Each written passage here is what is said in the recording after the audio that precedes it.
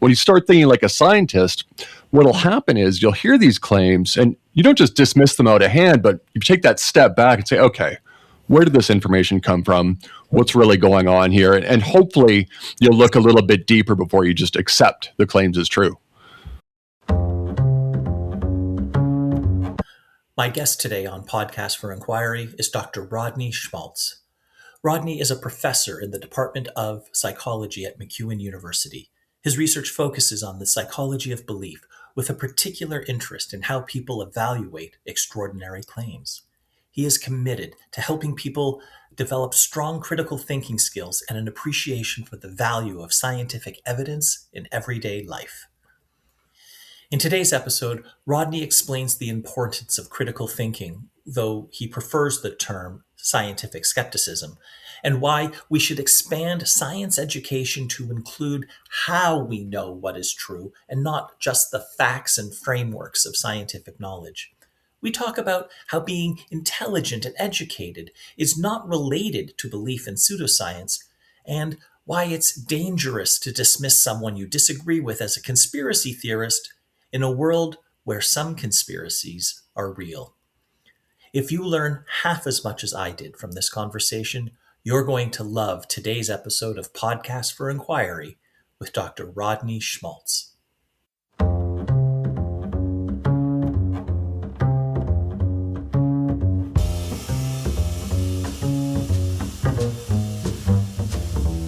Welcome to the Podcast for Inquiry, brought to you by the Centre for Inquiry Canada, a national educational charity supporting your community for reason, compassion, and secular humanist values.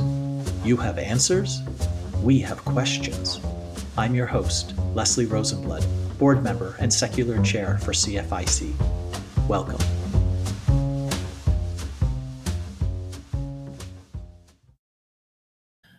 Rodney Schmaltz, thank you for speaking with me today on Podcast for Inquiry. It's a pleasure to be here. So I want to talk to you today about your area of expertise, which is critical thinking. And it's something that at the Center for Inquiry is one of our major pillars. We always say how important it is. But when I've heard you speak, you really bring the rubber to the road. Like, it's not just an important thing that we can all agree in principle is a good thing. You are able to actually demonstrate how it's to be done on a day-to-day basis and how you can integrate it into your daily life. And that's something I think is both quite important and not done nearly enough. So I'd like to start with, can you give us a definition of critical thinking, and then maybe an example or two of how one can employ those techniques in your day-to-day life? Sure. I actually don't like to use the term critical thinking. And the reason why is that it's so broad that it could almost apply to anything. My students and I wrote a paper on this, and the term is fine, but we're wondering why so many people have gone through high school, undergraduate, and the focus on many schools and universities is critical thinking. But a lot of people, from our perspective, maybe aren't great critical thinkers. So for a lot of the things that I'm sure a lot of your listeners would agree with, buying into pseudoscience and misinformation and so on. And I think part of the reason people might buy into things like that aren't supported by evidence, and at the same time consider themselves a good critical thinker, is that throughout school, you're told you're a good critical thinker, you're learning critical thinking, but the term's so broad, it can apply to almost anything. Like, I looked at one school, and in their mandate, they had 3 different definitions of what critical thinking was. And it could be literally anything. There was some math problems. They were critical thinking. I'm like, well, the questions are fine, but it's not critical thinking. You're doing math problems. So I like to put the focus more on scientific skepticism, so helping people think like scientists. And by that, basically what we're doing is looking for the best available evidence, thinking about the scientific method, and thinking about how to control biases. With that mindset, then you approach information a little bit differently. So even kind of on a day-to-day basis, when you hear something that sounds really extraordinary, back to that idea of things like extraordinary claims require extraordinary evidence and so on, when you start thinking like a scientist, what'll happen is you'll hear these claims and you don't just dismiss them out of hand, but you take that step back and say, okay, where did this information come from? What's really going on here? And hopefully you'll look a little bit deeper before you just accept the claims as true. All right. So let me uh, let me be honest with you here. Uh, I know I like what you say, but uh, uh, how can one who isn't a scientist avoid falling for pseudoscientific claims? And because uh, I, uh, I have said many times, even on this podcast, that I like critical thinking and that I look for that in others.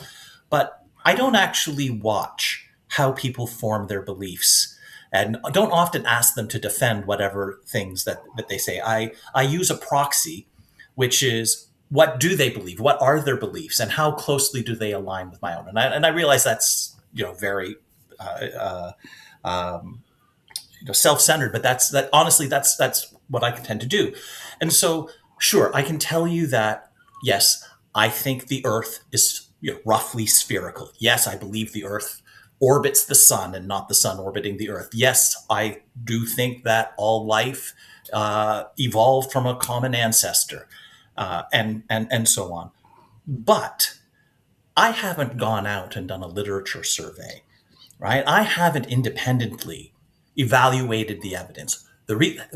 Basically, the way I've come to these beliefs is twofold.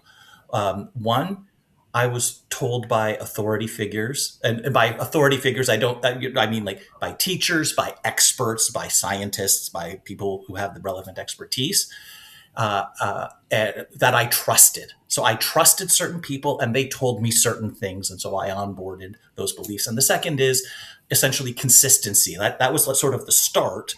And then if someone gives me a new piece of information and I trust them and I think they're pretty reliable and it's consistent with the things that I already think are true, then I'll onboard that belief too.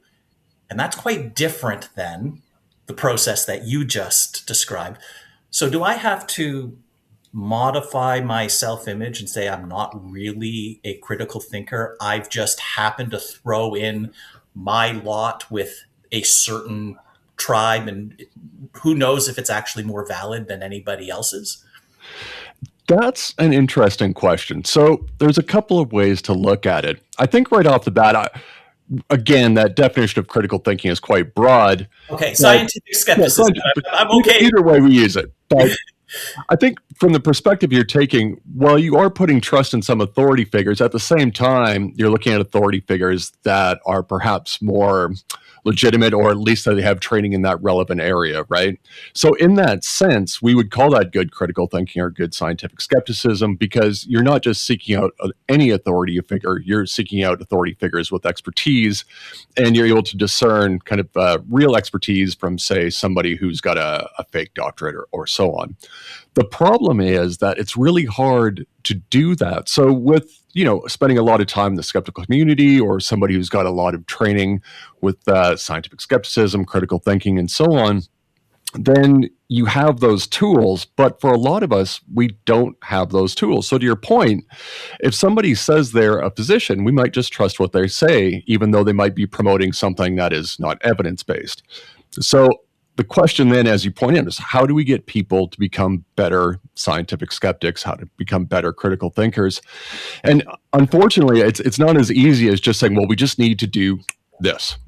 What I Right. think we need to do is change the way we educate kids, university students, and so on. So I think really, as soon as kids start learning about science, they should be learning about scientific skepticism as well. And really, all I'm talking about is recognizing what the scientific method is, recognizing that we all have biases, what they are, how to control them, those types of ideas. So the short answer would be is that simply we need more education.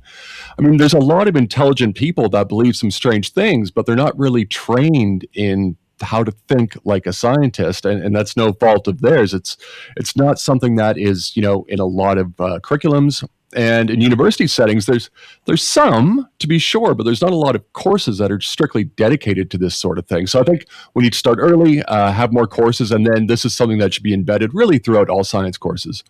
So, all right, but I'm not. Let me push back a little bit, or I want you to clarify a little bit more what you mean by education. So, I grew up and currently live in Ontario. I took a lot of the high school science classes that were available to me. I took all of the physics and chemistry courses that were available, and uh, only the absolute minimum in biology All right. in high school. And then I took one or two physics courses as an undergrad, not as a major. I'm not a scientist. One or two physics courses, first year physics courses as an undergrad, and when one, I kind of felt the gap. So I took one biology 101 or its equivalent. And in all of these courses, right, which I think is probably more than most people would take, I'm still not a scientist. In all of these courses, what I got was a lot of knowledge. Here are the physical principles, right? These are what we think of as the properties of light. This is how gravity works. These are the types of chemical bonds, and these are atoms and molecules, and so on. All perfectly valid and knowledge, as far as I can tell. And I learned a lot. What I didn't learn, and what was not taught in any of these courses, was the scientific method. Right. What I didn't learn was, and this is, the negative result proof that something else is going on, or that this negative result. Here was the idea that people had. Maybe it was a widespread belief, maybe it was a novel hypothesis, but here's an idea that a significant scientist had, and they got a negative result, so we knew it was wrong. Here is the result that proved this upstart theory that was ridiculed because, tectonic plates, the earth is moving beneath our feet. That's crazy. And that was like in the 1940s, that was a heretical idea, right? It was only in the 50s Right. that it became, accepted in scientific circles, and in the 60s when it became more widely understood. That's fairly recent. What I never learned was how we know certain things aren't true, and how things that we do think are true were verified, why we think it's true. So when you say we need more scientific education, do you mean we need more knowledge transfer? We need to have a better understanding of physics, a better understanding of our biology, more facts, more frameworks to fit those facts into? Or are you saying we need more process? This is how we've come to understand how the heart works, and how the eyes evolved, and all the other things that are taught in chemistry, biology, physics, and its many, many subdisciplines. Right. So I don't think it's necessarily that we need more science. It's that scientific skepticism, which really comes down to the process.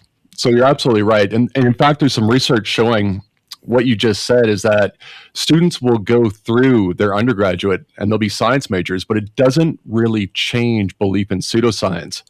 However, if students take a course that's focused on pseudoscience, focused on the scientific method, the process of science, there's data showing that, in fact, it does reduce belief in things like conspiracy theories and so on. So it's obviously still good that we teach the science and the facts and so on, but what we need to do is have that process component and understand why scientists do what they do. And again, if you frame it in the context of controlling biases, things like confirmation bias and so on, that's when people can get those transferable skills to really combat misinformation in the real world. And that's what I mean too by starting early. So when there's a science class, we should be talking about why we employ the scientific method. And children at a younger age might struggle to grasp some of the concepts, but you could still talk about things like confirmation bias at a much lower level. Of course, maybe don't use that terminology, but the basic ideas could still come through. So I think as long as we keep focusing on that process and keep understanding why scientists are doing what they're doing, those are the skills that'll transfer. And I think, too, it's not a bad idea to tackle some pseudoscience head on. So for kids, use Bigfoot as an example. What's the evidence? That's fun, right? And it's not particularly threatening to anyone. It's maybe a bit of a silly example. But what kid wouldn't want to learn about that? And then you can talk about biases and so on in a way that would be understandable. It's fun. And then you can also incorporate, of course, a lot of science facts and to complement this. So I think it's that focus on process. You're absolutely right. We're not doing enough of that. And that's really the key to help people become better scientific thinkers. So when we're looking at the world today, and I'll use, I think, a very visible example, right? let's look at Health and Human Services in the United States and RFK Jr., who's now the head of that.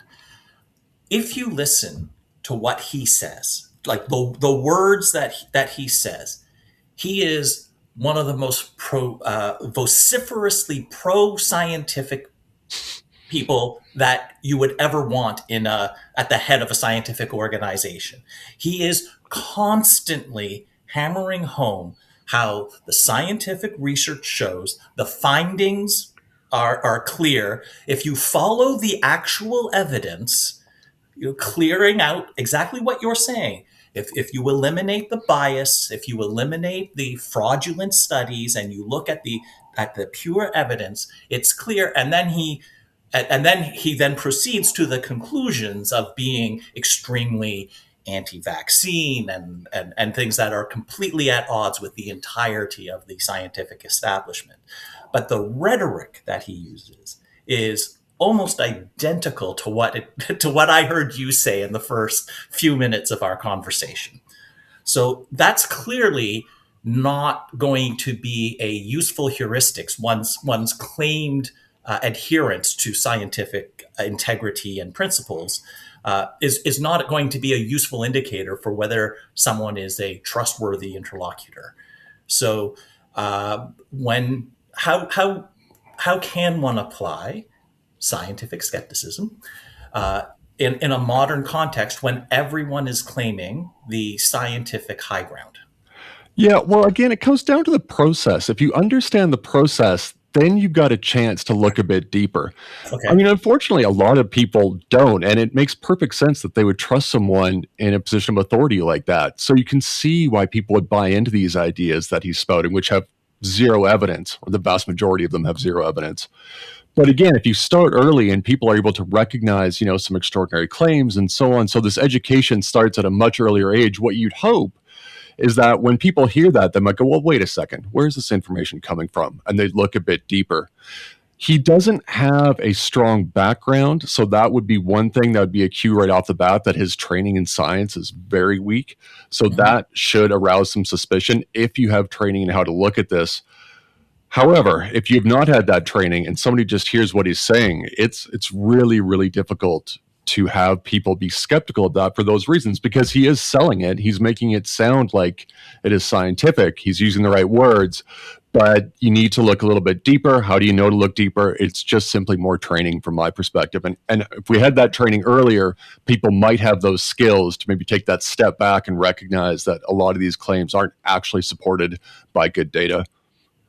All right. So then take me through your a classroom or a lesson plan or something that you would want, not just the skills that we've been talking about, the skills and the abilities that we want, people and starting as children to have, but take me through someone who hasn't had those lessons, and how would you teach them the process?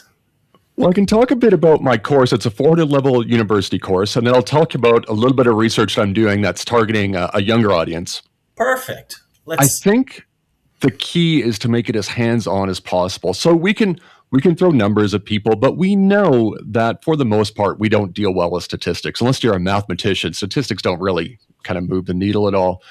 So my class is quite active. So we go on a ghost hunt. Every year, we choose a supposedly haunted location in Edmonton, and then we go ghost hunting. But the reason we do it is to kind of debunk the tools of the ghost hunters. So we'll use the same tools that you see online or on TV, and then we'll show there's some fairly rational explanations for what the ghost hunters claim to be paranormal experiences. And I think when you go through things like that, it really helps you understand, okay, I can see what they're doing. I've done it. I've had that hands-on experience. And another thing we're involved in is the CFI Paranormal Challenge, the CFIIG, Center for Inquiry Investigations Group Paranormal Challenge. So we're working with Stan West, Randy Westendorf, Jim Underdown, and they are giving us the protocols from the challenge. So I'm sure most of your listeners are familiar with the challenge, but if they're not, the Randy challenge that it's a little bit different. It's the same idea, though. It's the same idea. So it's the Randy challenge was $1 million to anyone who could show any kind of paranormal ability under carefully controlled conditions. Right. The CFI version is 500,000, but it's basically the same idea. So anyone who has any kind of paranormal abilities can apply. If it can be tested, the group works with them to come up with a test that's fair. And then there's a preliminary test. If they pass that, there's a slightly more stringent test. If they pass it, the $500,000 is there. The money is real. It is there for the taking. So what my class does is we get some of the applications and we design the protocols. And then we watch the tests over Zoom for those tests that get far enough to actually kind of get to that point. So it's those kinds of activities that I think you get that hands-on and really start thinking about, how do we test these paranormal claims? Those are the skills that I want my students to leave with. And has anyone ever passed the preliminary test? No one has ever passed the preliminary test. Organization, you said that there's 2 stages, right? Yeah. And I'm pretty sure I would have heard about it if someone had won $500,000. So I'm going to assume no to that. Does anyone pass stage 1? No, they've been doing this for many, many years. No one has passed stage 1. And it's a nice challenge to my class, too, because I tell them, look, if this protocol is designed wrong, we will be the first ones. No one has ever passed stage 1. No one's got past the first test. And it's a nice way to incorporate research methodology. And I mean, again, all of those things like biases and so on, because you've got to think of a test that will accurately and fairly test what the claims are. So we're not trying to just disprove them. We want to find a test that where if they actually had these abilities, they could demonstrate them, but it's under these carefully controlled conditions. Because you have a little bit of a conflict. I'm going to try and engage some scientific skepticism on you. Sure. I'm doing it right. So you're in a bit of a conflict of interest here because you're designing the protocols and if the results of this test come out in a certain way, then you're out $500,000. You have to pay out $500,000. So there is an implicit incentive for you to design the test in such a way that that person, even should they have their claimed abilities, wouldn't be able to pass the test. That way you get to keep your money, and $500,000 is a strong incentive in order to bias the test in some way, whether it's the protocols themselves or interpretation of results or the recording of results. I mean, you can fudge things in 100 different ways. How are you able to maintain your integrity with $500,000 and some perhaps professional prestige on the line? For sure. Like you just said, you don't want to be the first group to have someone pass stage 1. Yeah, no, absolutely. Well, I mean, if you're conducting good research, you're controlling for biases. That's what it is. Now, one of the safeguards we have, and this is from the Center for Inquiry Investigations group, is they work closely with the applicant. So along the way, as we're proposing ideas, we're asking them, or specifically more so Stan and Randy, they're the ones that are communicating more directly with them. Mm-hmm. Is this fair? Can you do this? If we have these controls in place, is that reasonable? So when they go to that test, there'll be no surprise, and we've laid everything out very, very clearly. So you can see the application, unless you are just being absolutely fraudulent. And even then, we have a lot of safeguards in place such that this will test if you have the ability. We say, you have to hit 8 out of 10 trials, whatever it might be. So everything is very, very clear, and we work with the applicant. Okay. So I grew up, from my entire teenage years, I was a huge fan of comic books. And of course, most of the characters in the comic books that I read had some form of superhuman ability. And so there was a fairly wide range. I'm really curious, in real life, people who think they have a paranormal or superhuman ability, can you give me a list of the things that people have claimed they're able to do? Some of the more interesting ones. I'm curious what people think they're actually capable of. Sure. I'll talk about a few that we tested. One person claimed that they could clear the sky of clouds. So what we did is that'd be amazing. It would be. Now, right? We have floods. clear it away, right? We have a solar power plant. Let's make sure that the skies. That would be great. That'd be It would awesome. be fantastic. Okay, so someone can clear the skies. I'm sorry, I interrupted. Please. Oh, no, that's fine. And this was actually the second time this person was tested. So the way this works is if you do the test and you fail, you have to wait a year, kind of a cooling off period, then you're welcome to try again. All right. So they tried in person in Vegas at one of the SciCon conferences. Oh, and wow. yeah, Okay. and they couldn't do it. All right. So with us, what we did is we got 10 Zoom cameras of cloudy places, and we showed them to the applicant. So she came online.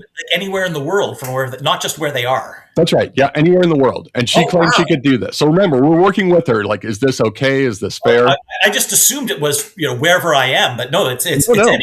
It's anywhere. It's anywhere. All right. That's an impressive. That's even more impressive. Well, it would be. But, Okay. Yes. So once the Zoom screen was up and she could see it, then she described what will happen. And it wasn't that the clouds would just move, but they would slowly clear to blue. So you could almost watch it as though the clouds are just fading to the side. And would this happen over the course of 10 minutes, over the course of an hour? Did she 2 hours. Over the course of 2 hours? Yeah, 2 hours. So we set a time limit. Yep. And we watched for 2 hours. And at the end, I mean, the clouds moved a little bit, but what she described was the clouds will clearly shift off and it will be blue skies. And there were not blue skies in any of the cameras. Oh, okay. Yeah, because I would think that it probably would happen for one or two of them. Yeah, well, she had to clear all of them. Okay. That was the pro. And again, that she agreed to. But Okay. if you think about it in the context, too, of, controlling your own biases and so on, this would be hard to kind of manipulate if you were trying to somehow make it unfair for the applicant, because the cameras are there. We agreed on the places. We agreed on what the protocol was. We can all see it. So there's really no way to manipulate it. You fudged the images. You pre-recorded 2 hours of cloudy skies, and then you could see it live too. So it would have the clock out. So we had it covered. All right. Yeah. And what was interesting, though, is that after it was done, she just felt like those locations were tough ones for her. She said they were fair, but she finds those particular locations difficult, and that she just basically wasn't having a great day. She's going to try again in a year. So you see a lot of cognitive dissonance with this, and that most of the applicants that we've tested, they don't think then, well, maybe I don't have these abilities. Instead, it's like, well, I was just having an off day. And one of the things that's interesting is, so Stan kind of leads these tests, and he'll always ask after, so what went wrong? Why do you think it didn't happen? Mm-hmm. And we had one person on a different test say that, I had a fight with my significant other this morning. I'm just having a really bad day. And that's how they explained the failure of the test. And that's happened. We've tested about six or seven so far, and it's always something along those lines. And all of them are going to try again. All right. So what are some of the other powers? We had clearing the skies. I'm just curious. I'm assuming, tell me if I'm wrong, but my assumption is nobody that you're trying to evaluate is a deliberate con artist, a deliberate fraud who's trying to run a scam. Like for $500,000, I could imagine someone might be trying to scam you of that money. But I'm assuming from your attitude and what you've described that these people are sincere in their belief. Yeah, well, that was my concern as well, and we've only been doing this for a few years, working with the CFIIG, and that was one of my first questions to the group, to the people that work there, Stan and Randy, and so on. So, are we going to be getting a bunch of magicians? Are we going to get some people that are intentionally trying to fool us? And they said the vast majority are people that sincerely believe that they have these abilities. All right. So, what are some of the other abilities that people have claimed? One person that we just tested claimed that they could diagnose an illness simply by looking at you or by looking at a photo of you. Wow. Also, amazing, like big if true, right? Yes. And what's interesting about this, before I tell you how we tested it, is when we watch this, everybody's kind of cheering for them. Because, I mean, if they got it, I mean, that's amazing. Science has changed. Like, everything's changed. It would be fantastic. But under these controlled conditions, no one has done it. So the way we set this one up is they claimed that they could diagnose any illness, they could see the person or just a photo. So we set up, there was 10 people. So some photos, some live on Zoom. And we gave the person a choice of 4 diseases to choose from: 1 real, 3 fake. And they had to hit 8 out of 10. They got the first one right, and then they got the next, I think, 4 or 5 wrong, and then they stopped. So that's how we set the test up. So in fact, we made it even maybe a little bit easier in that they didn't have to just spontaneously say what the disease was, which was in fact their claim. All they had to do was pick it out of 4. Yeah, so each of these 10 people had some illness. Yeah. Okay. Yeah. And then we had another one. This was quite unusual. A person had a photo, and it was only this photo, and it looked like the top of a bag of chips, kind of. I think that's what it was. And they could determine from a distance if the photo was covered or not. That was it. Okay. So a little bit less, more limited in terms. Yes. Okay. In terms of real world applicability, it's somewhat limited, but still interesting. So we basically just set it up that we had a camera, Zoom camera again, and then we'd cover that camera with the sheet or not, roll some dice, and if it was odd, we would take it away. If it was even, we wouldn't. Then have the person guess.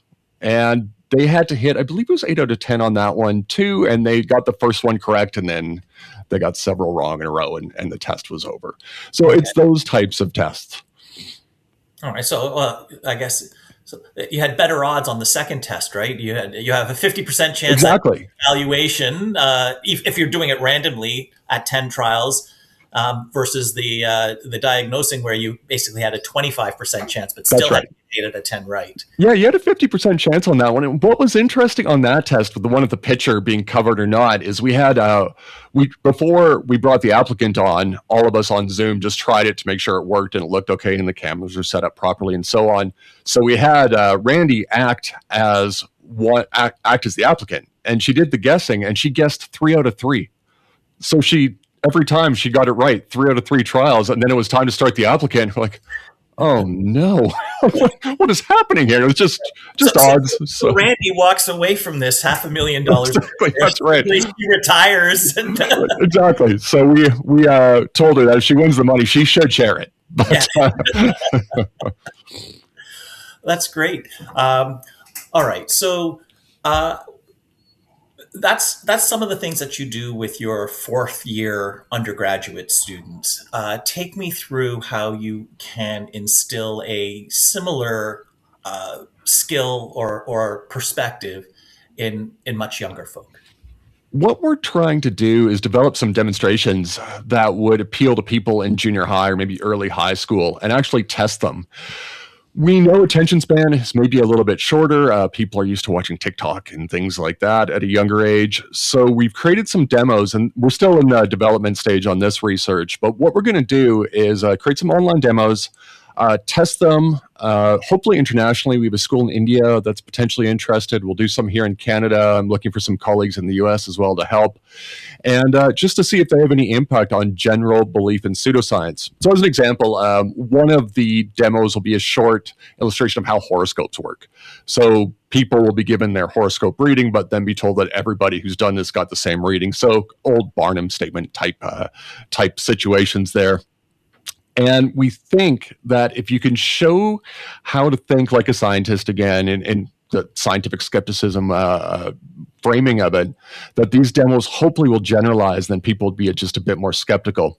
So right off the bat, what we'll do is measure different forms of pseudoscience, measure belief in conspiracy theories and so on, see if it has an impact there. If it does, then we'll look for some longer term studies to see if it has an impact a month down the road, 2 months down the road, and so on. The other study we're doing was looking more at university students, but I think this would translate to high school students as well. And we have them actually participate in a dowsing task. And the dowsing rods, I actually have here, the rods. Now, these are really good dowsing rods because not only do they find water, they find ghosts, supposedly. So I got these on. Yeah. Can you tell the difference then? Is there a different signal? Like it's detecting something. Do you know if it's water or ghosts, or do you just know it's either water or ghosts? I think it's either or. So like I don't know. I want to know if what I'm detecting with these rods is this water I'm finding, or is it a ghost that I'm finding? Like that's good. That's a useful distinction.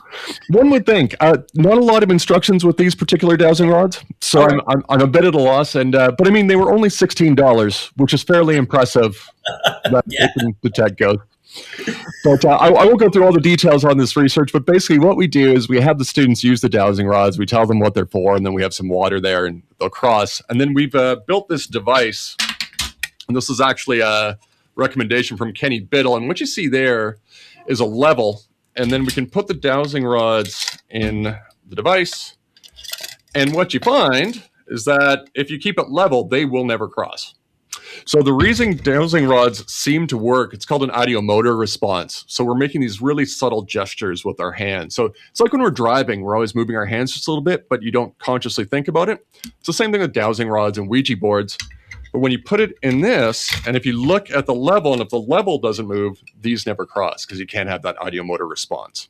So it's a real hands-on activity that we're hoping will generalize to other forms of pseudoscience as well. And we actually just finished collecting data, haven't started the analysis yet. But if it does work, this costs about $10 to build. So we'll just give the demonstration to schools and tell them, here's a thing that you might want to use as part of educational, assignments and part of your science class. For those of us, for those of our people, for those of our audience who are listening to this, can you just describe what the dowsing rod looked like? Because I've always thought it was like a Y-shaped stick. So can be that? Yeah. So, what you just showed me was something very different. So can you just describe verbally what this looks like, so that people can have a mental picture of it if they're not watching? Yeah. So it's basically a long piece of copper with a handle on it, essentially, and it can move. So it's in kind of another little copper holder so that it can move very easily. So it's at a 90-degree angle. You hold it straight ahead, and they're so loose in the way that it's in the holder in this little piece of copper that it's almost hard to keep them straight. So they will keep moving. Now, traditionally, when you're looking for water, you can use sticks as well. The effect won't be quite as pronounced, but it will still happen. You'll still move in or out a little bit, depending on that ideomotor response. Mm-hmm. These are a nice tool to test because they move very, very freely. And like I say, it is actually fairly tough to hold them completely level. And the ideomotor response, if that is, I mean, I'm assuming that people being people, some people have a very small ideomotor response, and for some people it's larger. The way you were kind of demonstrating it almost looked like some friends of mine who are like minor epileptics, and they're not having like a seizure, but their hands pretty much continually shake. Is that like a different condition, or is that just a stronger, more pronounced ideomotor effect? That would be a little bit different. Yeah, so the ideomotor effect, again, it's just these really subtle gestures that we're kind of making all the time. So if somebody where their hands were kind of shaking more often, that's not really an ideomotor effect. That would be, there's something else physiologically going on. It just when you demonstrated, it brought that to mind. Yeah. Thank you. I was kind of overselling it a little bit. All right, so I got a couple more things that I'd like you to cover. I used to have now I realize, false impression that people who believed in pseudoscience, things like homeopathy, for example, were some combination of less intelligent or less educated. If you were smart and you like basically went to school, you'd set these pseudoscientific beliefs aside. I now realize that that's not accurate at all, really. But I was hoping, I know that you've done a fair amount of work in that, and why isn't that true? Why is it that people who have degrees, who are highly intelligent, very well learned, still quite sincerely hold completely pseudoscientific beliefs? Yeah, I lecture a lot on this, and I like to lead my courses with some of these examples because I think there is a strong misconception that a belief in pseudoscience is somehow correlated, like you said, with a lack of IQ, and people just don't know better. But that's not it at all. People with high IQs will believe a lot of strange things. And one of the reasons why is that people with a high IQ are very good at defending their own position, but they're not as good at hearing counterarguments. basically they've got a really strong ideological immune system, and by what I mean by that is that they can be incredibly effective in generating reasons why they are correct. And if you're somebody who's intelligent on most things, then it only stands to reason that you know a lot about everything, right? And that's why people then can become quite good at defending positions that are not grounded in evidence at all. The example I like to use in class is Sir Arthur Conan Doyle. I mean, here we have the author of Sherlock Holmes, but he was also a fan of the spiritualists. So he believed in things like seances, the ability to communicate with the dead, and so on. But he was brilliant. He's, by any definition, intelligent. He was still fooled, though, by some really fairly simple parlor tricks if we're looking at things like seances, right? So that's what's going on. And I think once you know that, it changes the way we look at interacting with people who have these beliefs a bit. So I really promote the idea of trying to be empathetic. And I'm not saying sympathetic, just try to see where that person's coming from. Why do they believe this? You know, what led them to this place? And if we take that approach, it's much better than being confrontational and saying, you know, oh, that's ridiculous. That stuff doesn't work. How can you believe that? But instead, where did you get that information? Where did it come from? Why do you believe that? And if you're genuine and curious and empathetic, then I think we might have a chance to actually change some minds. Now, it won't be on a single shot. You're not going to change somebody's mind after one conversation, but maybe you get them thinking just a little bit differently. Maybe they go seek out some more information. And that's where I kind of ground the course too, is that we're not just trying to disprove everything and show that, you know, people have these unfounded beliefs, but let's try to understand why they do and then try to help people. It almost sounds like it's a not quite random process for the initial beliefs that one takes on. But then if if you're intelligent and educated, you're saying that whatever that set of beliefs is, you can be really effective at defending it and bolstering it and finding or inventing reasons and rationales for why it's correct. Because, you know, I'm correct in all these other things. So, you know, it's reasonable to take a small leap and say I'm also correct here. Is there a way that, like, is that an accurate way of looking at things? And if so, is there a way that we might be able to increase the number of correct beliefs that people take on initially before those ideological defenses or barriers are raised? I think the part of the trick to this is having people become aware that this happens, because Okay. we all feel like it can happen to us. It's actually called a bias blind spot. So we can understand how this could happen to others, but we don't really realize Yeah, we I all know. can fall prey to this. Fallible, me. No, exactly. Podcast. Of course, I'm not going to have. Right. I'm not going Exactly. to be mistaken about anything. I'll tell you one that happened to me, and I've shared this in a few other talks, but I have my students give presentations on different forms of pseudoscience. So they'll talk about alternative medicine and so on. And one of the presentations was on sports pseudoscience, and it was on K-tape, kinesthetic tape. And they gave a Know what that is? yeah, so kinesthetic tape, it's supposed to kind of you put it on and it's going to heal muscles and so on, and it doesn't. There's a number of reasons it's supposed to work. It's supposed to separate and blood's supposed to flow, and it doesn't work. Okay. The students gave a brilliant presentation and just broke down, here's what the claims are, here's why it doesn't work, here's why it can't work. And at the time, I was wearing K-tape. I had it on my knees. Unfortunately, I had pants on, so of course they couldn't see them. But as the presentation went on, I was just like, geez. But I mean, it's hard, right? Because I went to physio. I don't know a lot about physiotherapy. They said, put this on. Okay. Right. And there you go. So, but I quite quickly took it off as soon as I got home, and I have never worn K-tape since. So kinesthetic tape is no longer part of my routine for physiotherapy. No, thank you for sharing that, because that kind of illustrates like one of my fears, right? Not being a scientist, I'm a generalist. I know a little bit about a lot of different topics, but there are very few topics that I know a lot about. And so I'm always have a little bit of paranoia that I could be bamboozled, right? If somebody puts together a coherent, like self-consistent, plausible confabulation, I don't know how to distinguish that from a plausible, self-consistent, evidence-based proposition without delving into a lot of independent research, and there's just so many hours in the day. Like your example of K-tape, I would never. I'd never heard of it, but if I was in physio, I broke my ankle about a decade ago, and I did everything that my doctor and then my physiotherapist recommended, like completely blindly. And it healed, so I think it was good advice. Right.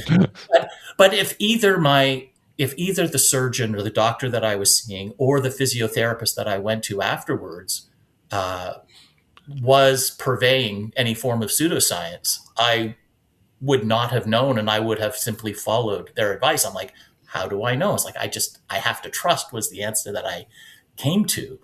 But I guess your story is it's nice to know that even professors of pseudoscience can fall for it, but also a little bit alarming that a professor of pseudoscience Well, can fall for something like that. you brought up a couple good points. I mean, there's only so many hours in the day. Are we going to fact check absolutely everything? And we're not.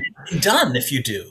Yeah, exactly. Well, you couldn't function. So when you go to the doctor, when they prescribe something, if you're going to go read all of the studies that have been done, like you simply don't have time. They're hard to read. Two medical journals are a slug to get through.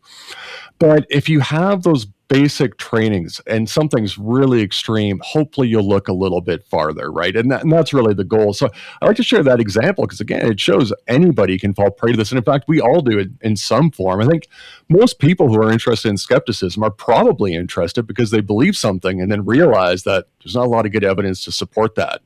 And I think the other problem, too, is that the people that promote misinformation and pseudoscience, I mean, they can be incredibly persuasive. And a lot of the people that promote pseudoscience, not everyone, but a lot, I mean, you can kind of make stuff up. You're not relying on data, or you can, kind of fudge the data a bit. And Right. so the odds are stacked against us as skeptics. But again, I really think it comes down to education, and it's simply hard. It's a challenge. Now, I want to bring up one other thing that you mentioned earlier. I was at a conference in August 2025, and I was having a conversation at a table after the event was formally. It was like the social aspect at it, and he was convinced that 9/11 was an inside job, and that the towers were brought down by a controlled demolition. And at first, I just rolled my eyes but I'd never actually had a conversation with somebody about it. I was like, what the heck? I'm going to sit down. I'm going to talk. And so he started by challenging me, like, how do you know? And I said, basically, I don't, right? Like, here's what I do know. I said, I saw through video footage the second plane crash into the tower. And then several months later, or a couple months later, there was footage that was found where you saw the first plane crash in. I saw the plane. So whatever else happened, that like the planes crashed. Like, and he acknowledged, yes, those planes did crash into the towers, but it was controlled demolition. And he got into a whole bunch of arguments, or not, he cited all sorts of evidence about the nature of how the buildings came down and the nature of the plumes and temperatures and melting points of steel and cement. And I'm not anything really now I think about it. I'm not a structural engineer, right? I have no counter knowledge. I have no knowledge on any of these topics to say whether what he was claiming was true, but he's certainly articulate. He was self-consistent.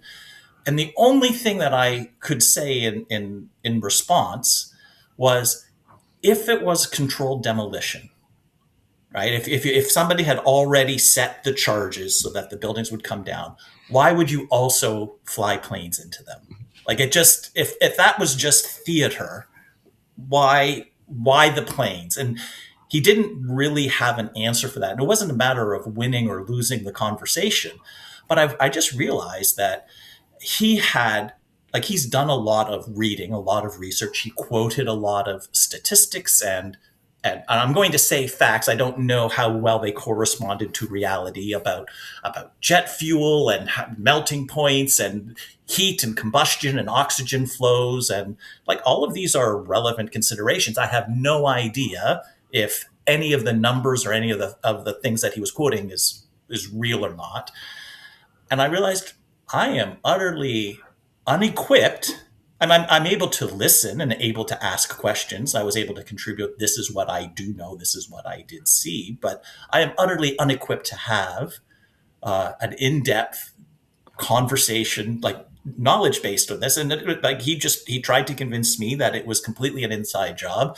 He didn't, but I was impressed um, with his charisma, with his ability to cite facts and so on, and his arguments were well reasoned. And like the only thing where he might be wrong is the correspondence with reality, but it was a fairly Right. self-consistent narrative that he would like. He wasn't invoking magic or things that are inherently ridiculous. Uh, so I guess my question for you is that uh, is there an approach like I am not at all convinced that the U.S. government deliberately plotted to bring down the World Trade Center buildings, um, and that it was done by controlled demolition versus just the effects of having a plane fly in, Right. Right. 3 quarters or so up above, in the height of the building. But I realized that, like, to my own ears, my counter arguments were at best weak sauce. So,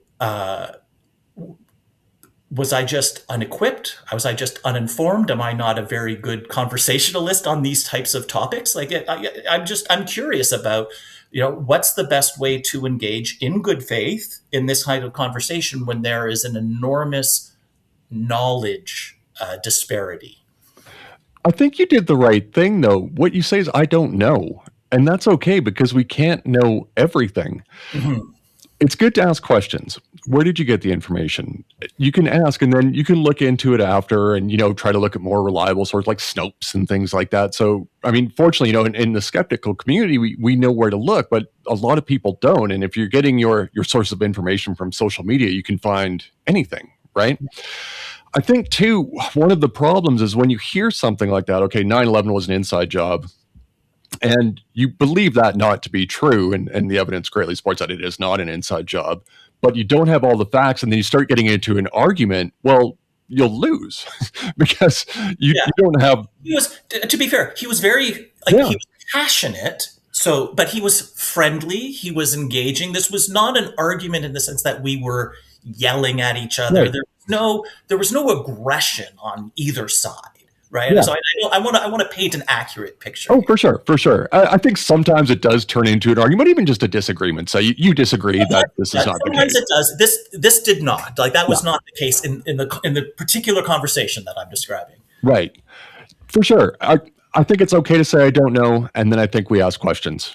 That's really the best you can do, because if you say anything that's incorrect, then you've really thrown them something, right? And now they can grab onto that. So the stats that they may have been using may have been a bit off. I mean, depending on where you looked, there was some really compelling evidence, not accurate, but it appeared to be evidence that it was an inside job. I mean, there was that movie Loose Change. Did you see that?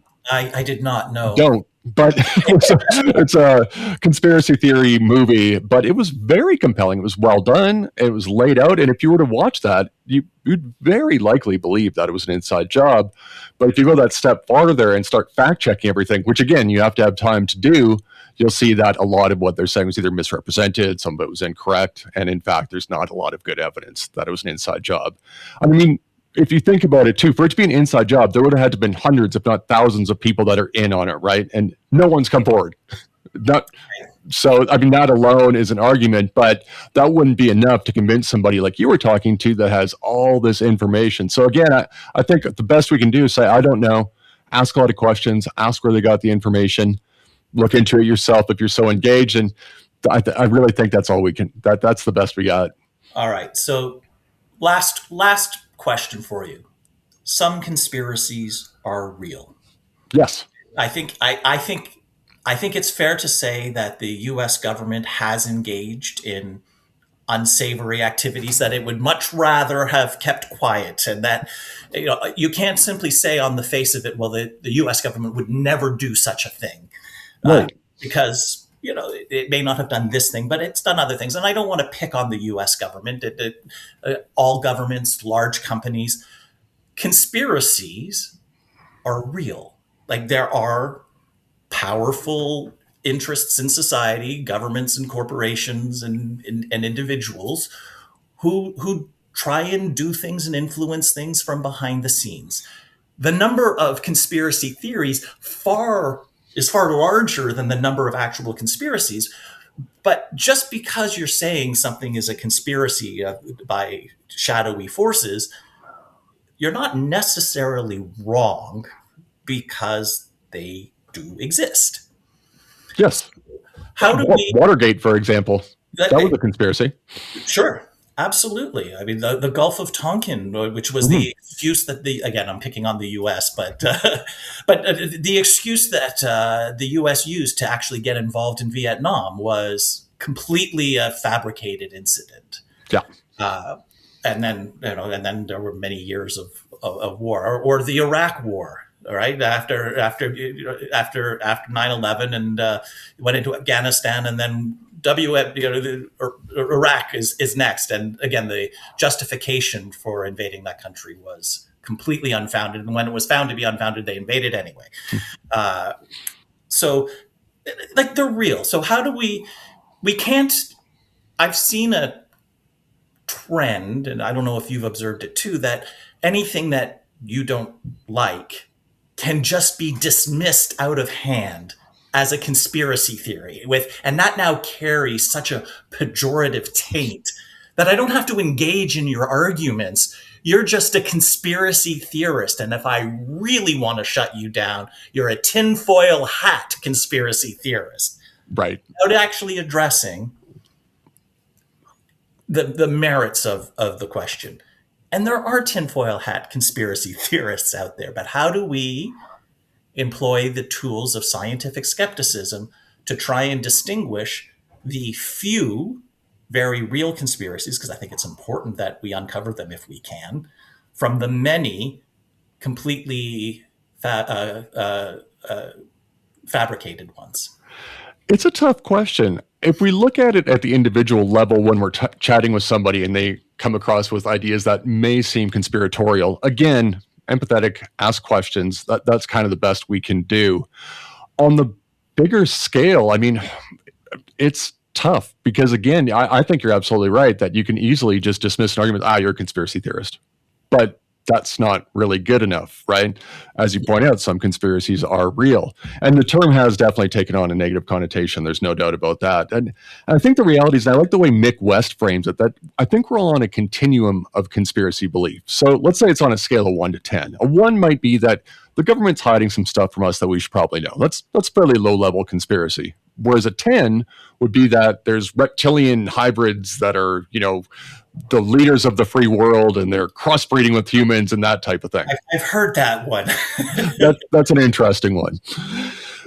Now, somebody who's a 10, you're probably not going to have much luck talking to them and changing minds. They might never change their minds. But somebody who's lower than a 10, you can have a conversation. Maybe there is something there, or at least that you can have that open dialogue. Like you talked about earlier with the person who's talking about 9/11, that's really what we want, is open dialogue, and not just to shut anyone down, and be curious where they're coming from. Why do they believe this? Where did they get the sources? Where's the information coming from? I think that's really the best we can do. All right.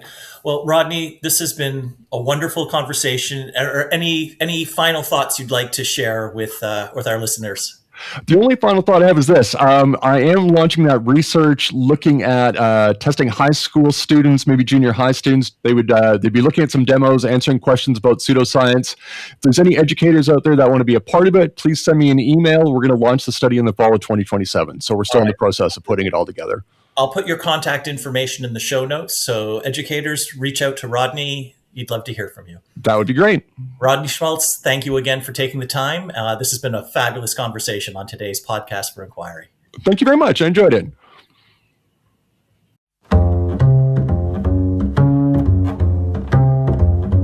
If you enjoyed today's podcast, please consider giving us a 5-star review and showing your support at patreon.com/podcastforinquiry. Email us podcast at centerforinquiry.ca.